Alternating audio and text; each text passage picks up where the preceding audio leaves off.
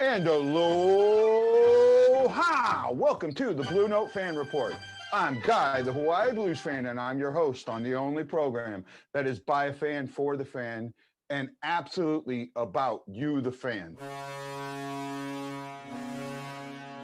So are you Guy or Guy?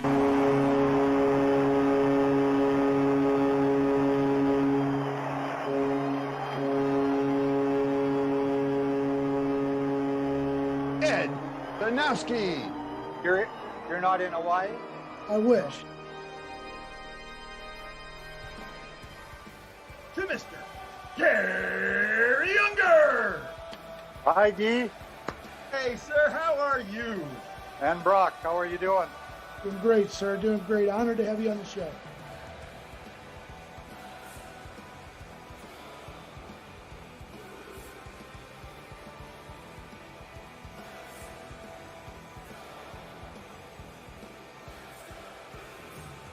You know, I had the privilege while I was in the forces, in the Canadian Armed Forces, to take the Stanley Cup to Afghanistan.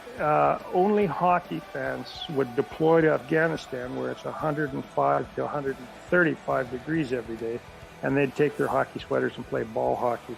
This is the year for the Leafs. The Leafs are going to win it all this year. One of the players down the line said, "You got to be kidding. The Taliban got a better chance of winning the cup."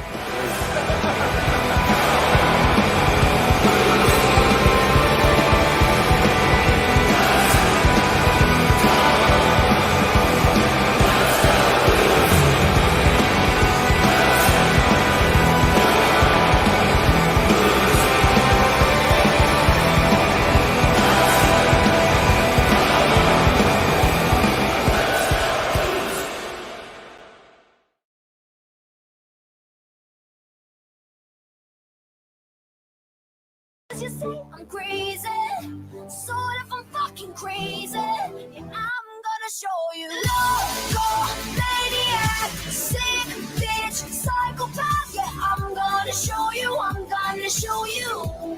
Yeah, I'm gonna show you. Mental out my brain, bad shit, go insane. Yeah, I'm gonna show you. I'm gonna show you. Yeah, I'm gonna show you.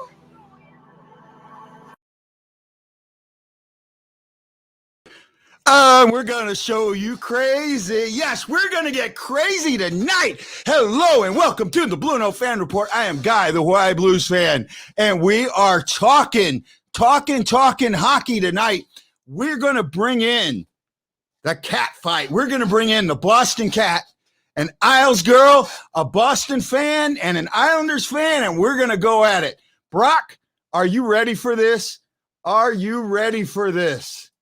And I can't get Brock in. There we go. Are you ready for this? I'm ready. I'm playing police officer today, buddy. You're playing police officer. So, you know what? I thought I had Facebook fixed. Now Facebook tells me my account's been hacked. So I can't get into it. So I don't know what's going on. I know everything I try just goes failure. I'm ready for this, man. We've got a lot to talk about. The Vezina came out today, and you got to hand it to them. They did good. We were close. Yep. We got 2 of the 3. We'll talk about that. I know somebody is not happy with that. So let me bring in my first guest. She is a Twitter star.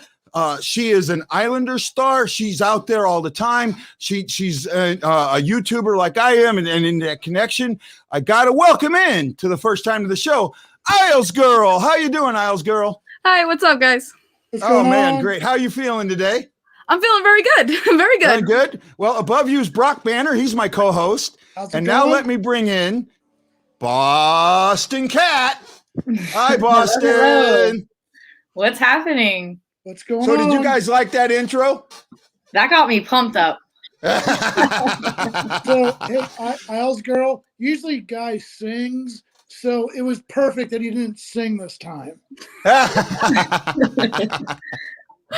Oh man, this is going to be a fun show. Let's get it going. Let's talk about what's out there. First things first. Tampa Bay and Carolina, they're in the second period. It's 1-0 Tampa Bay. Yep. I like Tampa Bay in this series. I really do. I think that I mean, I know they're the lower seed, but I still think that they're by far the better team, even though Carolina has had a really good season. I just think top to bottom they're loaded. Were you with me on that one, Brock? Well, I'll tell you what, they had the advantage of resting Nikita Kucherov all season. The guy comes in basically fresh, scores like 2 goals his first game. I mean, I think there needs to be a little bit, again, the police state of the NHL. We need to start looking into these things. This is a bunch of bullshit, man, I'm telling you. Well, he did have surgery, so I will say that. He did have surgery. Now, whether it was necessary surgery, that's the question there. Where are you at on this one, Kat? I think I agree with you, Guy. I think Tampa Bay is going to take this series, and I think they're the better team here. I'm excited to see them in this progress in this series. And Islanders, girl, where are you thinking? My money's on Tampa. Obviously, you got such amazing talent on that team. Stamkos, Kucherov, especially Braden Point. I mean, the guy's unreal. I would love to see a bit of an underdog story. I think if there's any team that can really give them a battle, Carolina is definitely one to do that. So I think this will be a fun series. I don't think it's going to be an easy, clean sweep for Tampa, but I'm going to say Tampa probably in 5 or 6. Yeah, I was going to say, I think tonight's game is key. If Tampa wins tonight, they go up 2-0, and then I think it's kind of over. Yeah. I mean, well, we all thought it was over. We all thought it was over up north, and that didn't work. That was kind of crazy. That's the Leafs curse. Oh my goodness. I thought the Leafs had it this year. I really did. So did everybody. Yeah. It's unreal. They have the Richard winner on their team. They were number 1 in the North. They had everything going for them. Their offense is just unmatched, but their guys did not show up. Those players that they needed to come out and play did not. And that is something that, a couple of different teams see. We saw that in Edmonton. We saw that in St. Louis. St. Louis was all hurt. Their injuries that just ruined the team. Yeah, well, I mean, it did. You had Perron with his COVID, and then losing Bortuzzo and Falk, two of your 6 defensemen in the very first game, and we'll talk about that series probably a little bit at the end. That is one that concerns me. But the reason I bring up this Tampa Bay Carolina, because this series should be very interesting to both of you. Because of what happened in the North, you guys are guaranteed to face the winner of the East is guaranteed to face the winner of the Central, because the winner of the West is going to face the winner of the North. Right? And it's set now. It's set just the way that because the Avalanche and the Knights have the same record, basically point record. Either one gets it, it goes up that way. So it's really interesting. The game yesterday, I want to know if either one of you saw my tweet at about 8 minutes into the overtime. I did, and I was like, he's cheating. He's totally saw the game, or I'm behind in the game. Nope. He totally called that. The Bruins look antsy, and they're gonna make a big mistake, and then I thought you ruined it. I'm like, no way. And then it happened 2 minutes later. I'm like, he literally called that. You seen it? I seen it. Saw it. Right? Wow. You look at they were playing. They were playing the overtime like you play the overtime in the regular season. Sense of urgency, 3-on-3. You got to score. You can't make it. You got to score quick because the other team's going back and forth. And you kept just seeing it the way they were playing. The Islanders were sitting back. They were sitting back. They were waiting. They had a couple of good rushes in there, and you knew there was going to be a huge mistake that was going to cost Boston that game. And lo and behold, I think it was Marchand who skated hit off of. No. Let's not get throwing his name around already. That was Coyle's. That was Coyle's skate. Coyle's skate. Okay. So you can't really blame Coyle for getting a pass to his feet. Yeah. Yeah, right? It literally hit his skate. It was Lazon's pass that was, I think, the faulty error in that whole situation. Yeah. But that's what I love about hockey. You can, if you understand the game, you can sit back and look at the plays, look at how it's going, and you can figure out what's going to happen. Right? You can kind of see when a goal's going to come or how a team is playing. It was just Amazing. Isles girl, Jordan York, who is my almost 18-year-old fan, loves your nails, so you might want to show them again. There you go. They're She's changing got hers tomorrow. They're painted going too. blue and orange tomorrow. Yeah. Ashley says, Kat, I have nothing but love for you, chica. Oh, thank you, Ashley. Hi, Ashley. This is my Boston friends. They're coming to back me up. Yes. Yeah, there we go. We got a few of you. Brock, you look more like Carl every day. Get out of there. They say I look like Carl Wow. from the Hey. up. Hey, Islanders girl, I've never had this up. many people watch me before from Twitter, so that's all you. Yeah, Thank you. I'm glad. Maybe we'll get more people watching the of Blue course Note it's Fan Kat. Report, and I'll get And some Kat. more subscribers. She's helping you out too. She's killing. Yeah, it. she is too. She's So, hey, let's get into this series now. So it's 1-1. Long Islanders representing Kimmy. There we go. So it's one. It's 1-1, and we want to we want to know, from our, from guys that don't have the, from the third party. We want to know from each one of you, and I'm going to just close my eyes and say, Kat. We'll start with Kat. I was just saying what came out of my mouth first. What is your impression of the first two games? Yeah, that came out wrong, didn't it? Okay, game one, I was stoked, right? I thought Boston looked really good. I thought New York didn't look that good. I thought we were connecting our passes really well.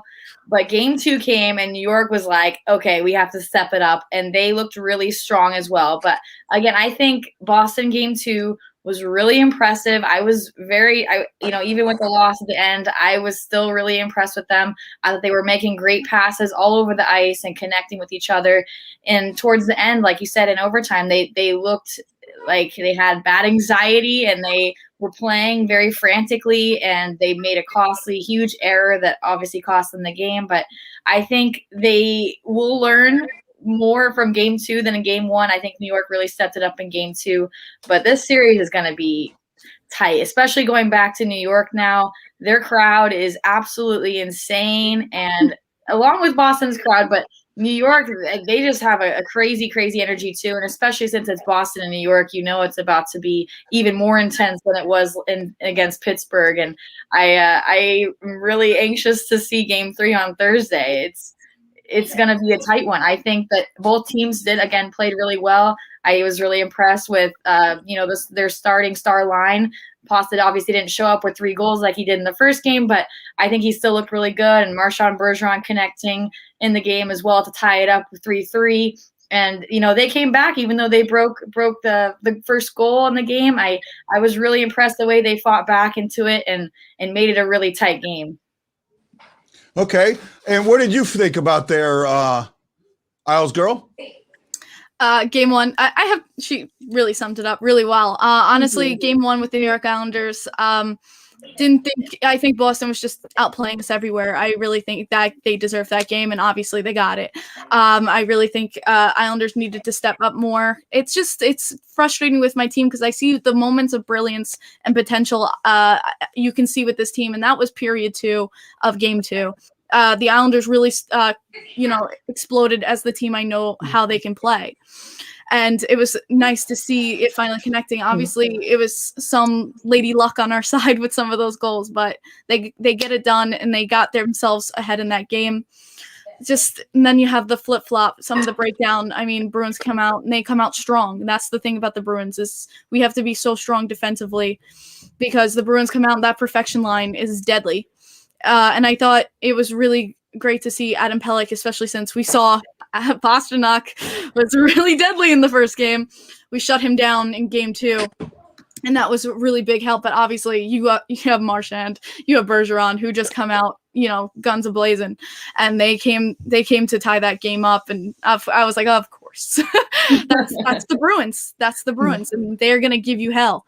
And so we had to, fight right back. And obviously in OT. I thought it went both ways a little bit in the offensive zone, but Bruins giving a lot of pressure.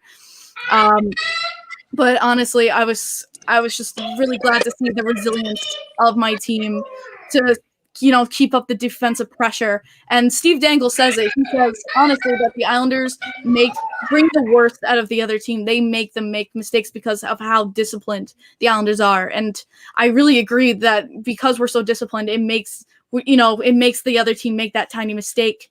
And that's what we have to do. We just have to keep jumping on those tiny mistakes and take advantage of every single thing that we can. And Cizikas, he's been my favorite player since I was 10 years old, and he hasn't scored a playoff goal since 2015. So if there's any player, I'm just glad it was him.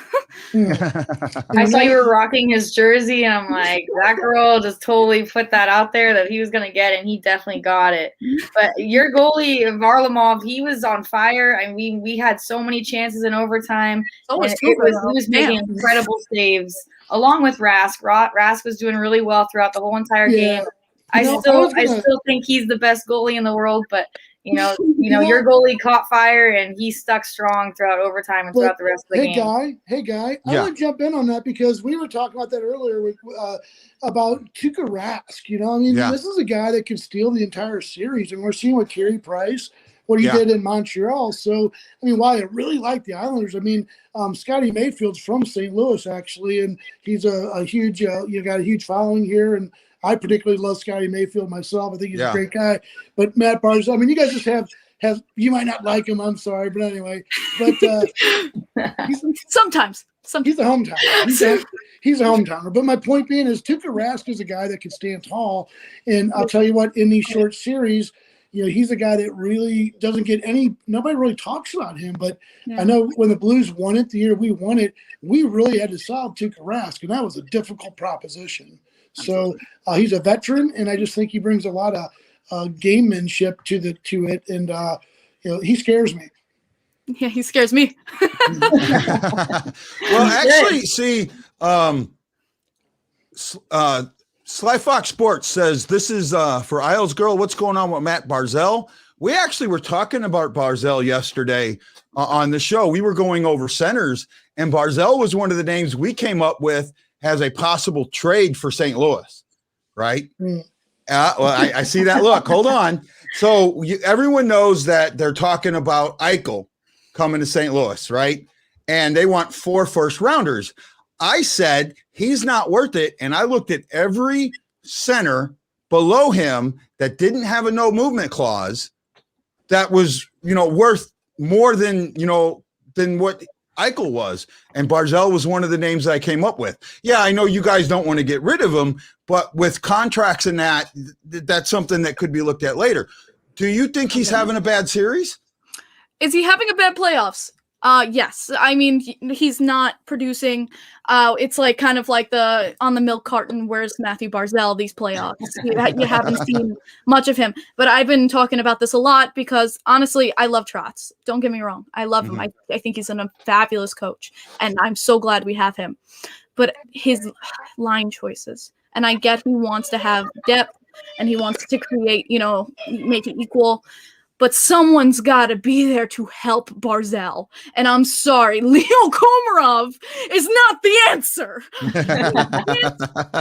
There's a reason I call him Stonehands. And Stone Feet, Stonehands. He was right in front of the net last night and couldn't get beautiful pass from Matthew Barzal. There's no one there to help him. That's what we're missing Anders Lee so badly. We're missing him so bad because that first line would be producing so much more, and we're missing offense. And that's where I would change it up. Put Kyle Palmieri. Put him up there. Kyle Palmieri is such a good Anders Lee type player. He loves getting in the crease. He loves crashing that net. Well, guess where Matthew Barzal loves to put the puck? In the crease, right, crashing the net. Someone's got to be there to help him. Leo Komarov's not that player. And Everly, they have somewhat chemistry. Everly's been meh, though, in my opinion, too. He's been so-so.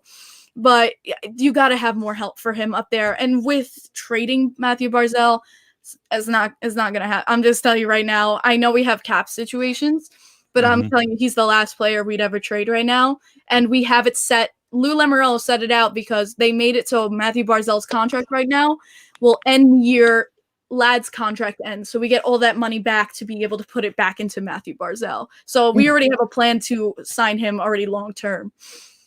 Well, that's good that you're looking at that. Like I said, I was just going over and seeing what was available. I give you credit. Hey, guy. Yeah. Can I throw out a name? Because Matthew Barzal, for some reason, reminds me of Robbie Fabry. Oh yeah. I don't. If he gets hurt, boy, he's going to have a rough season, rough career. Which was what happened with Robbie Fabry. Was a boy wonder, really acrobatic. Was just like Matthew Barzal, exactly. Got hurt, got traded, was just never the same. So those snipers, and I mean those skill guys are great, but boy, if they get clobbered, sometimes they don't come back. But I hope he makes it. I like watching him play. Because Matthew Barzal's not like you talking Lee. Well, yeah, I wouldn't say he's elite, but I mean he's definitely a player to watch. He puts up highlight reel goals. You know what I'm saying? Yeah. He makes highlight reel goals. Matthew Barzal, I mean, he has noted one of the best goals of the season against the Buffalo Sabres between the legs, goal behind the goaltender. It was just a spectacular goal. It's just Trotz says, "Oh, just trust it. He'll score." Yeah, that's Trotz has been saying that in interviews. He's like, "Oh, he'll score. He'll get there." And I'm like, Trotz, if it's not working, you gotta fix it. The definition of insanity is doing the same thing over and over again and expecting a different result. And that's why I want to see the changes. But obviously, it worked out for us in this game. But damn, is it close? Yeah. Yeah. Absolutely. So actually this series for me is one of those where you look at it and you're going, okay, if this doesn't go 6, something went wrong with one of the teams or other. Kat, I got to ask, with the loss of Smith.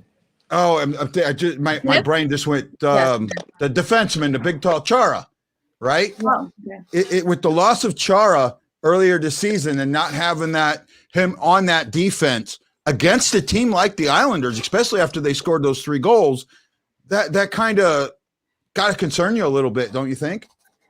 Not really. Good riddance to Chara. He's been great all these years. He's a strong captain, but you know what? I think the Bruins overall were smart to let him go and let him do his thing. And look where he ended up, the Capitals, and look where they're at, out from the Bruins. So, he had it coming, and he should have stuck with the Bruins. Maybe if they, I don't know, wanted to keep him. I don't know what the exact details of what that trade was exactly, if he wanted to leave or if he wanted to stay.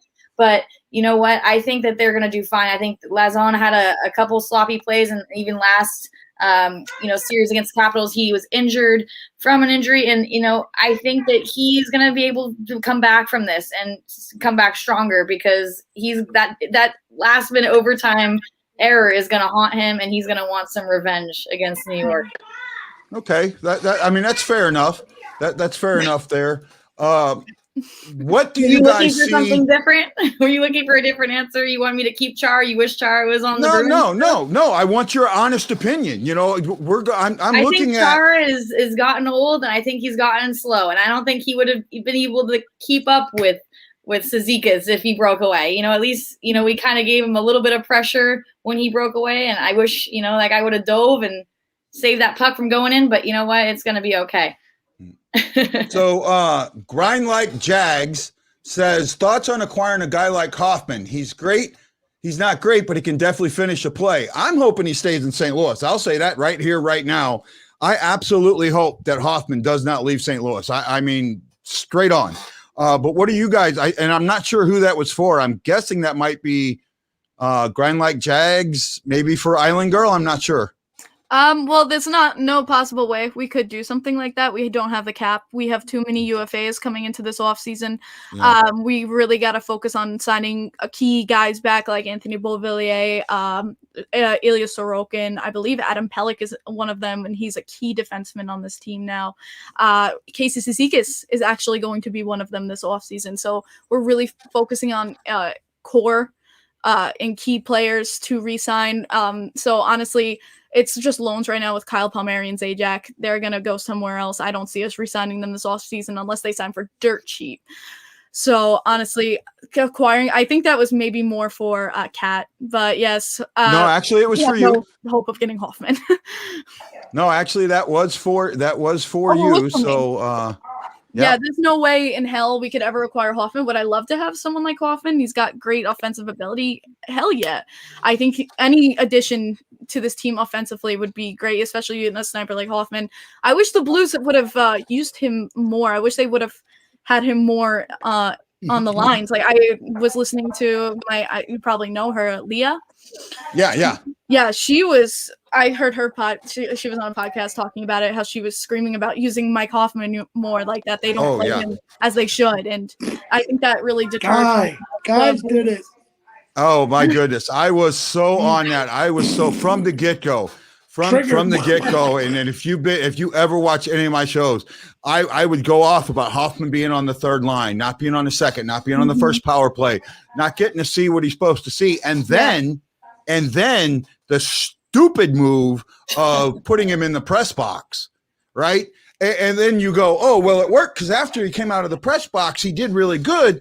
No, he came out of the press box and played on the second line and on the top. That's why he did better. Sanford was the one that needed to be in the press box the entire time, right? I mean, I'll stick with that from here until then. But I am hoping, and I do know his agent, and his agent originally told me that he was not going back, but now he's walked that back a little bit, right? So I think that the money agent lying. Possible. I'm not saying that. I'm just saying I trust the guy. I don't put out anything that he's told me specifically. I'm very close with that. I don't want to lose that relationship. But this is now that the season's over and things have been said, I can say, okay, originally they were saying this. Now they're walking that back. I think they're going to listen to the Blues offer. And I think for Hoffman, this is a good fit because you're losing Schwartz. Schwartz goes away. You have Hoffman to step up into that spot. Yeah. Hoffman steps up in that spot. And there you go. Right?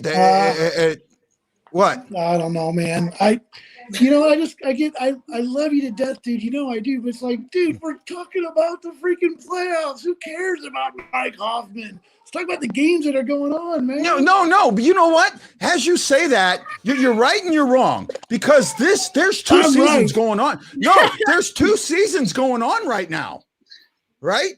There is. You have the playoff season, and then you have the behind-the-scenes season. No, the blah, blah, blah season. I'll talk.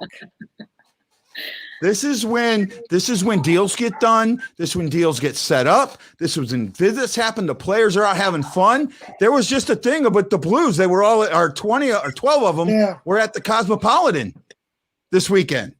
Yeah. Right? Drowning their sorrows in Cosmopolitans. Oh, well, hey, if they can afford it and do it, we do it.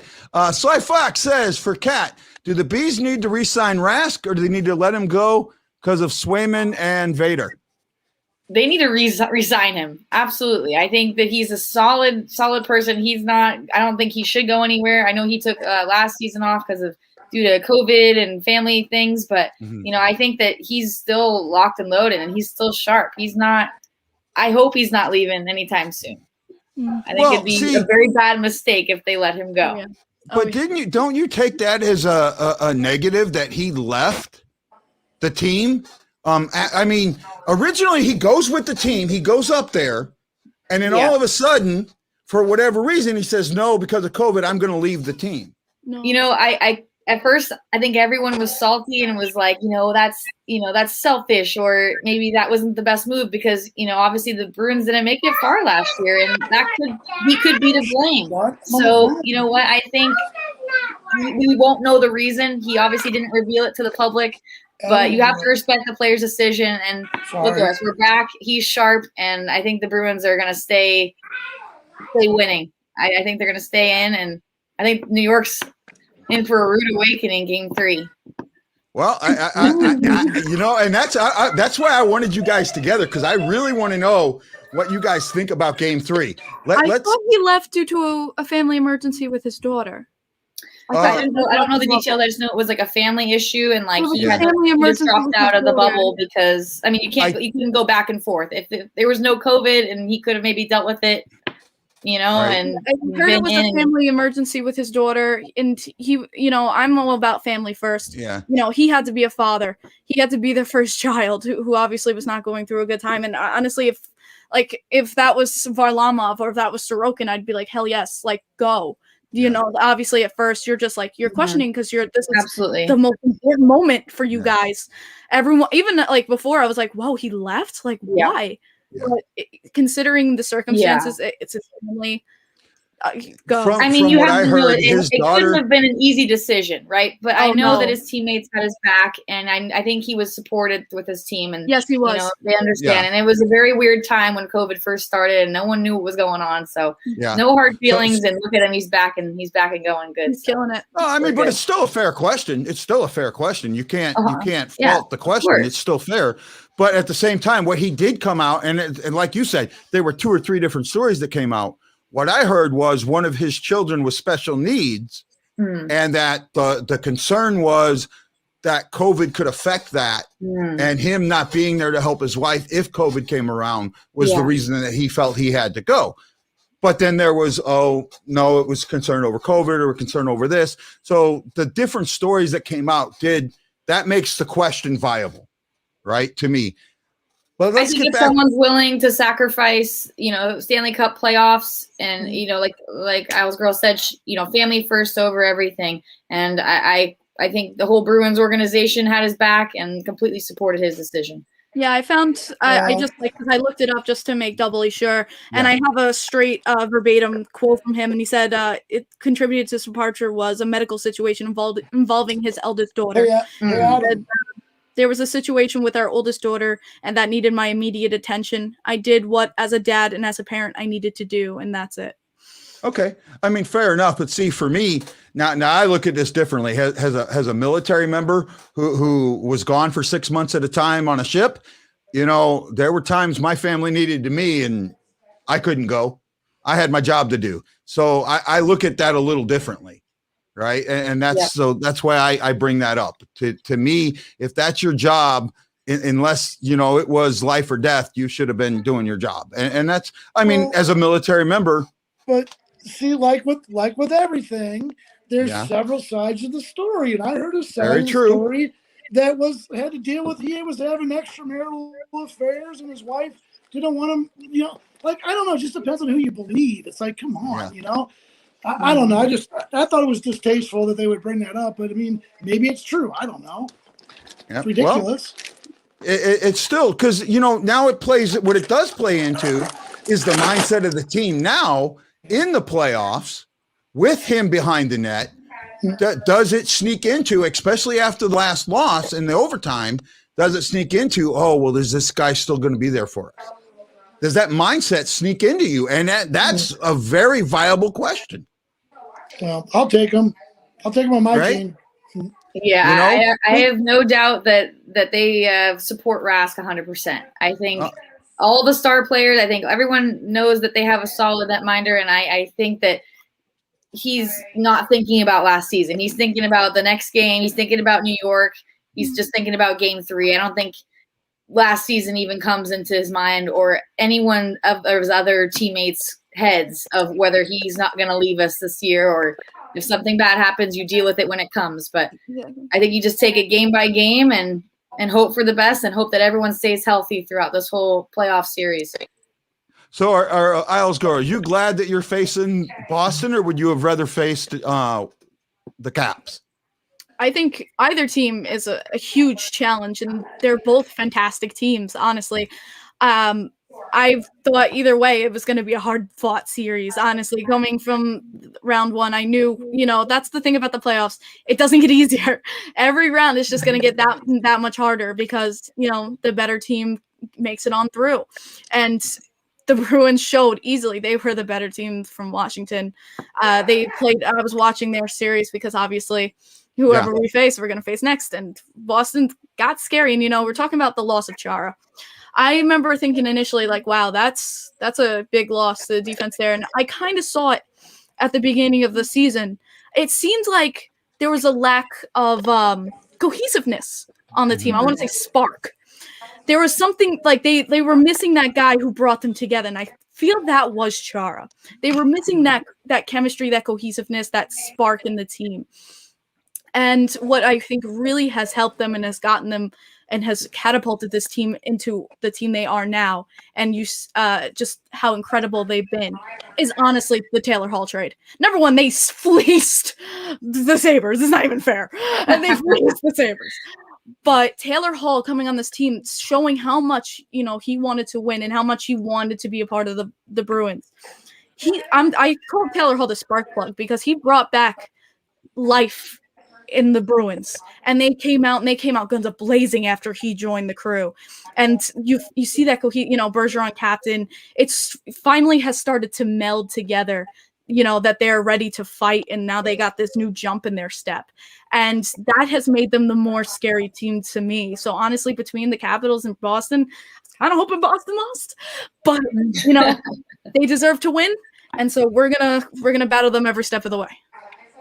Yeah, it's been. I think it's first of all, the games 1 and 2 were both well played games. I mean, it wasn't if either team really jumped way ahead of the other team, so they were both well played games.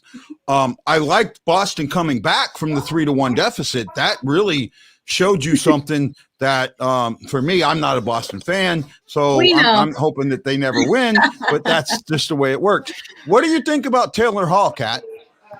Well, I think Al's girl said it perfectly. I think that he was exactly what they needed when they needed it, right? He came in, he was scoring goals. It was like every game he was putting points up, whether it was assists or goals. And I think he just fit right in the chemistry of the Bruins. He fits perfectly in, and he's got so lucky coming off the Sabres into the Bruins right before the trade deadline. I think it was a great move by the Bruins, and obviously, I think they're stoked to have him. And he only had 3 shots on goal last game, but I think he's a key aspect in this series, and another wild card player that they have. Just when the front line can't score, he's going to come in and step in. Well, I mean, that's kind of what I think everybody's hoping for. He does seem to be better in that talent range, having that better talent around him. Yeah.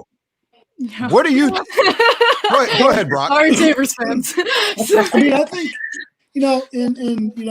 I kind of threw my support behind Boston just because I feel like they were so close, so officially, and we'll get to that later on the show. But the thing I really do like about the Islanders is, the coach Barry Trotz. He's been a winner. He knows how to get these young guys playing right, and I think, and you get in these short series. If it becomes a 1-game series or 2-game series, that becomes really key that you have a man with experience who can keep the guys settled, keep the guys in the game, keep the guys a little bit focused. Certainly, we've seen the memes with Cassidy crying, the baby, and, because Marchand got whatever. He just has a reputation as being a bit of a whiner, He does. Whether that's true or not true, that is the reputation.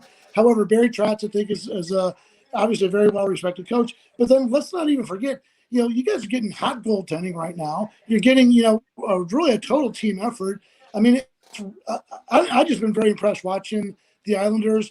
If you guys end up overtaking the Boston, Cat will feel bad, and I guess I'll feel bad because I picked them. But it would not surprise me. I think they are definitely a franchise that's on the rise, man. Oh no! Of course, you disagree with me because you follow them every day. Yeah. Stay pesky. Honestly, that's our motto. That's our motto this season. It's just stay pesky. Honestly, we're honestly the underdog team here. It's very obvious. Everyone has us as the underdog team. Every time we do something right, it's because someone else messed up, or because the Islanders just can't do anything right. I don't know. That's every time online. Oh, like, we won that game. Oh, you're lucky that, you just get the lucky bounces. Oh, you got all the calls in that game. It's never like the Islanders could do like something right. It's like, honestly, Suzuki's got that breakaway. He could have been stopped by Tuukka. He could have missed the net. That's a lovely thing that the Islanders love to do, missing the net. Yeah. Like, anything could have happened on that play. And it just, Casey had a beautiful shot. Yeah. And I will say, if a goal is lucky, that goal was not lucky. No, that was a great shot. The goals prior were lucky. Yeah, the chance. I am not even going to disagree with you. I was even the Bailey goal. I was like, he went yeet, and they went in. Yeah, pretty much yeet. Ashley just came up with my favorite saying. Teams make their own puck luck. Puck luck, right? I love that phrase, Ashley. I love that phrase. Honestly, that's I say it all the time. Yeah. Because with the Blues, everyone was saying, "Well, we don't have puck luck. We don't have puck luck." I stopped it. No, you make your own puck luck. Throwing the puck towards the net and it bouncing off somebody and going in is you making your own puck luck, right? But never throwing it towards the net, it's never going to go in. You're not, you'll have no puck luck. So that's kind of what I think about that. I take a lot of my phrases from Dynasty era Islanders. Yeah. And Al Arbor, especially, he didn't like Al Arbor never liked excuses. You know what? He said on a power play, they never practice power play because he's like, if you can't score with an extra man on the ice, I can't help you.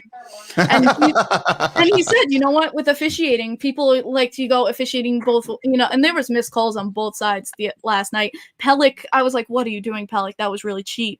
Not happy with Pellick there. And then, of course, the cross check to Scott Mayfield's head, that was missed on the back. I forget. But here's the thing is I don't like excuses. And it's, Al Arbor said, win despite the officiating. No matter what's thrown at you, win despite it. Be the better team. Just put the goals in. Oh, and no. That's why this was the best of 7. This is why doesn't speak that language. Guy doesn't speak that language. It's always let's talk about some penalties that were made in game 2, because I felt that the Bruins on home ice had some very poor calls against them. And they were soft calls, in my opinion. I think that they were letting them play old school hockey and letting them beat each other up and make all these crazy hits, and then they're getting power plays. The Islanders are getting power plays because of some little checks here and there. And I think the Boston Garden crowd said it best, and it's refs, you suck. So New York refs, I'm anxious to see if they're gonna let them play some old school hockey, or are we going to play some soft hockey? I don't know. They got to be consistent because those calls were really costly. Islanders were scoring on their power plays. So we have to learn that if we're going to make these kind of, I don't want to say like soft plays, but if we're going to be checking and if we're going to be aggressive like we have been, we have to know how to shut their power play down. I think that's going to be a major key in Boston's game. Oh, that's a great point. I mean, really, that's a really good point. Oh, man, I went right blank. Hey, everybody, this is Guy, the Hawaii Blues fan, and you're watching the Blue Note Fan Report on Facebook, YouTube, and Twitter. I think I'm on Facebook now. I'm joined today by my co-host, Brock Banner, and special guest, Boston Cat, and from Twitter, Isles Girl 3. We're talking hockey and mainly the Boston Islanders series, Game 3 coming up. Hey, We're brought to you today. Go ahead. Sorry. It's Isles Girl 3. Now you're from the island. What happened to Isles Girl 1 and 2? Did you off them? Isles Girl 1 is my grandmother, and Isles Girl 2 is my mother. Oh, okay. Love it. Awesome. Okay, good. Great answer. Oh, that's funny. I like that. Well, yeah, you do say you're third generation Islanders fan, so now I know where the 3 gens come from. I know Islanders. They haven't won a cup since 84, right? 83. So they're ready.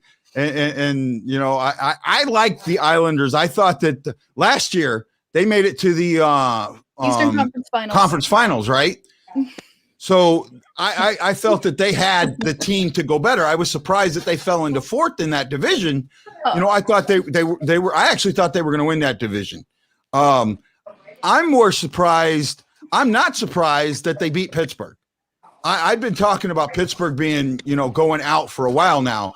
The team in that division that surprised me was Boston. I thought Boston was going to fall out, right? I really did. I thought Boston was getting to the edge of their window and thought that they might fall out. Well, they reloaded, got hauled. I'm not at the surprised right time. that you thought that, but I'm just impressed that the 3rd and 4th seed from the East, and I'm glad they took out the number 1 and 2 seeds, because I think Pittsburgh and the Capitals are both overrated. The Capitals especially deserve to not make it any farther in the playoffs this year, and I'm impressed that New York beat Pittsburgh, to be honest. And I have total respect for this series, and I think everyone on the East Coast loves the Boston-New York series. It makes great playoff hockey. Oh, no, it is good for hockey. It's really good for hockey, and I'm enjoying it. So I want to know what you guys think, and I'll start with the Isles Girl on this. What's your prediction for games 3 and 4? Oh, God. See, I'm so superstitious, so I never say if we're gonna win or lose a game going into game 3 and 4. It's gonna be so helpful having home ice. It is going to be extremely helpful having the crowd behind the boys because they feed off it so much. And I saw that against the Penguins when they were on the Islanders home ice. God, did they feed off of that crowd and that momentum. And you saw that happen with the Bruins in game 2, honestly, when they tied it up. They fed off that TD Garden crowd to tie that game up. They had all the momentum swing in their favor. I was just like, end the third, because they had the whole crowd into it. And I'm hoping we can do the same thing and help us to, get through game 3 and 4 here. It may be the same thing with the Penguins where we end up splitting again after these 2 games. That's my prediction. It's going to maybe after 3 and 4, it's going to be another 2-2 series. I could see that. What about you, Kat? I think that Boston does one thing really good. Well, there's lots of things they do well, but I know they know how to handle their haters, and especially New York haters. And like Isles Girl said, I think that they're going to feed off of the crowd. New York's going to take full advantage of that, but I think that's going to also motivate Boston. They're going to go strong into New York, and they know that they're up against a big crowd. And Boston and New York, I think I'm flying to Ashley. I believe they have almost full capacity, if not completely full. And we're going to have 12,000. It felt like the last game I saw from Islanders home ice against Pittsburgh, it was, I think, one of the loudest crowds I had heard, maybe besides Florida teams. But it's insane energy, and again, I think Boston can feed off the hater energy as well. Yeah, so I'm going to do something special for you two guys. So we've been picking so I have the pick'em contest on my website, right? And we've been picking the Western Conference, and then we've been picking one of the other series on the off days. Tomorrow, both Boston and the Golden Knights play, and I think they both play tomorrow. Is that right? Yeah, they do. We played Thursday against New York. Oh, okay, that's right. On Thursday, the game we're going to pick both the Boston and the Carolina series. We're going to pick them both. So I'm going to let people have a shot at getting a lot of points picking 2 games in one day. And tomorrow we'll be picking, and I lost my mouse here. Tomorrow we'll be picking the Colorado series. So you guys can check out the website, get in the contest. We're giving away great prizes.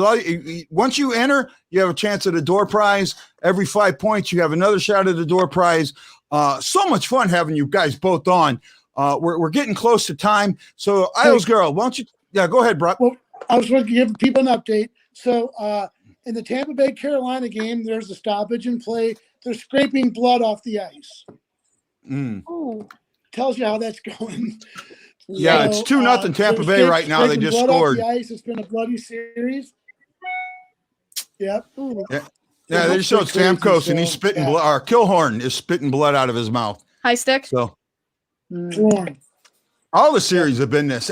But you know what? Sorry. To me, I don't mind. I don't mind it to a point, but this is the referees that are causing this. Some of this is beyond what it should be.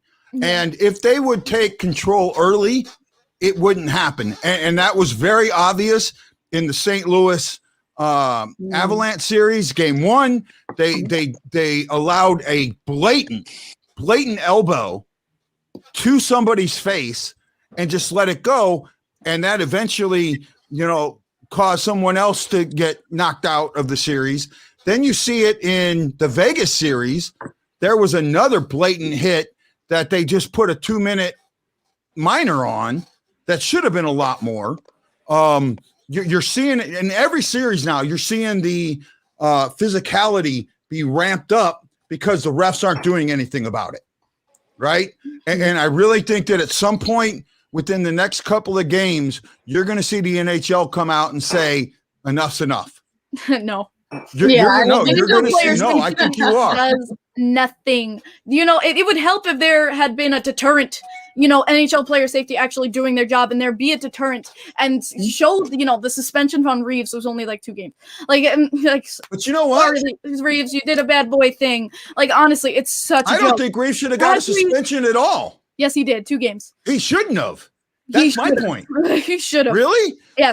What about his player that got plastered into the boards that a guy got a 2-minute penalty for? And his think they players should've out. looked it over With, too. with That's what I'm talking players about. out with a There's concussion. No, we can go back to the Tom Wilson situation. 0 suspensions. It So was the like, same okay. thing, though. It was the exact same. What Reeves got penalized for and a 2-game suspension is what Tom Wilson got a $5,000 fine for. The exact same incident. It's just that like Reeves literally put his neck on the guy, like put his knee on the guy's neck. He put it on Graves' neck. I get wanting to get back and get even, but there's a point. And Peros has to take control. He doesn't. Peros is such a joke to this league. He does not protect his players. If anything, he has a clothing line that supports violence. I don't care about old school hockey. This is about player safety. You literally have Shaw, who just retired because of how many concussions he's had in this league. It's not funny. Look at what happened to John Tavares. He was out of the playoffs because of that dangerous hit. Obviously, it was an accident, though. That was an absolute accident. It's scary the things that can happen in this league. And when you have those moments where you see that it could be completely avoided if they just did something right. The only thing I would say they did right was the Kadri suspension. That was absolutely disgusting to watch. And I'm glad that they upheld his suspension because that was just horrific. But then you see it in another game and there's nothing done. Yeah. Well, I mean, it's kind of, So I wrote a story about the dopes, the Department of Player Safety. I just put a little E in there because that's what they are. They're dopes, and they're creating this continued violence that we're seeing, this continued escalation. Everybody complains about the fines, but the fines, there's nothing that we can do about the fines. The fines are set by the CBA, right? That's if you want to fix the fines, fix the CBA. And that's the NHL's job. The NHL, the iron is so hot right now. If they went to the Players Association and said, hey, we want to revisit, do a revisit on the fines for the CBA, and the Players Association says no, put it out there. Put it out there so everyone knows that the players are okay with these fines. Right? It doesn't work like that. I'm just telling you, it's a lot more complicated than that. And there's posturing and blah, blah, blah, blah. No, you know what? That's the thing. It's not any more complicated than that. It's the court of public opinion. It's the court of public opinion. And if you can sway the court of public opinion, you can move mountains. You can't change bilateral agreements, though. Sorry. Well, I mean, that's the way I look at it. What do you guys think? Am I right? Am I wrong? Yeah. I think the fine comes into play. I think you're saying it's not about the fines, but in some cases, it's like, I think what the players care about most is playing. I think suspensions would be the best kind of option for punishment instead of money. I think that they just want to play hockey. That's their passion. That's their job. I think they have a big fear of missing out when they get suspended, and maybe that's the way you handle things, as more suspended games if these situations keep happening. Because and that's money, not a bad point. I think $5,000 for the Tom Wilson thing is a slap on the wrist and a complete insult to everyone in the game. It was equated to $60 of a regular man's salary. There we go. Yeah. That's it. Yeah, no. I get it. I talked about it in my story. I talked about how small of a percentage of a salary was. And I actually said in the story that they should actually change it to a percentage of the AAV to make the fines instead of have it the maximum dollar mark. So if the maximum fine was 4% of their AAV, a guy like Wilson making $8 million is going to have a huge hit. And a guy making 1.5 isn't going to have as big of a hit. They're going to equal out to their salary, right? They're going to equal out to their salary. So that's the point that I went at. Guys, this has been a lot of fun. I hope you guys have had fun. Lots of fun. Right? Thanks for having us on, guys. Yeah, honestly, thank you. There's one thing that I've learned, that hockey fans are so passionate about their teams. There is nothing their team can do wrong. You can talk about Brad Marchand all day long, and Kat will tell you he's the perfect player. Right? He's a great player. He's an absolutely fantastic player. He just got to keep his tongue in his mouth. Yeah, he's got to keep. Those days are gone. Those days are gone. Okay. Yeah, but, player. See, everybody talks about that, and I think I'll give it to this. That man is so smart. he starts doing the tongue licking thing. Everybody talks about that, and nobody talks about him hitting other players in the knee consistently, right? Leo Komarov's still shaking. Let's talk about some dirty hits from the Blues. You can go on any team and nitpick and say, oh, this player hits dirty or checks dirty or hits, slashes dirty.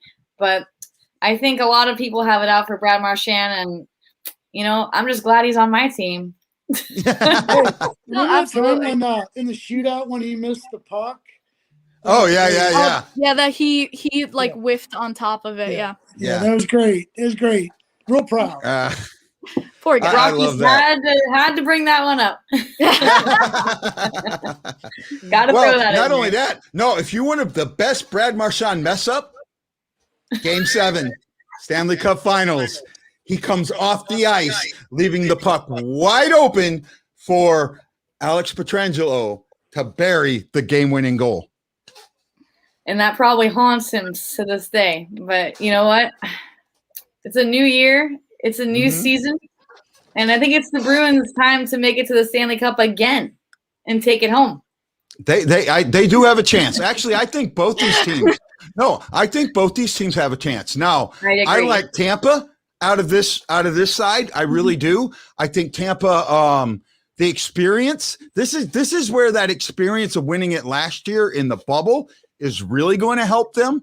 Now that you have fans back, it's going to lift them a little bit more and give them a little bit more incentive to win that cup in front of their fans instead of in the bubble. And they're playing Carolina so good. They're up 2-0 now. Carolina has 25 shots and Tampa Bay has 15. So they're playing that style of game right now. So that's why I think whoever they play, either the Islanders or Boston, is going to have a really, really hard matchup. Oh, now, we know. We know. Hey, guys. Yeah. Yes, sir. I was going to ask, since we only got a few more minutes left, just go to both of the ladies kind of. So what are 2 reasons why the Islanders will win? What are 2 reasons why the Boston will win? There you go. Yep. Great question. Alice, girl, you want to take it first?